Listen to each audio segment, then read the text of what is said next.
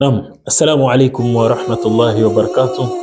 Qala Rasulullahi sallallahu alayhi wa sallam, man ahabba an yubsata fi rizqihi wa an yunsaa lahu fi ajalihi falyasil rahimahu. Anasema mtume wetu Muhammadin sallallahu alayhi wa sallam, yoyote yule atakayetaka kuweza kuzidishiwa riziki na Mwenyezi Mungu subhanahu wa ta'ala, riziki yake iwe ni yenye kuzidi na Mwenyezi Mungu awe ni mwenye kuichelewesha ajali yake, bimaana Mwenyezi Mungu awe ni mwenye kumpa mtu huyo umri mrefu, basi mtu huyo anatakiwa kufanyeje? Anatakiwa kuweza kuunga undugu. Hapa kuna mazingatio makubwa ambayo mimi na wewe tunatakiwa kuweza kuyazingatia kisawasawa.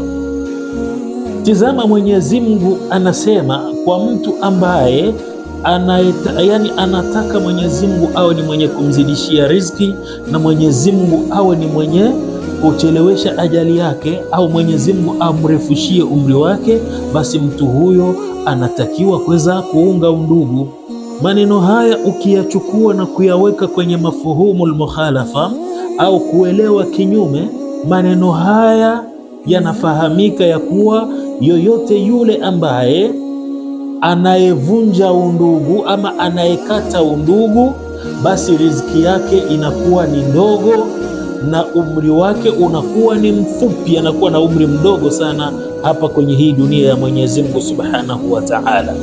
Kama tunataka kuweza kuzidishiwa riziki, kama tunataka kuweza kupewa umri mrefu na Allah Subhanahu wa Ta'ala, tuwe mimi na wewe miongoni mwa wale ambao watakaopigania kuweza kuunga undugu, mimi na wewe, hatua kwa hatua hadi peponi. Wabillahi tawfiq. Assalamu alaikum.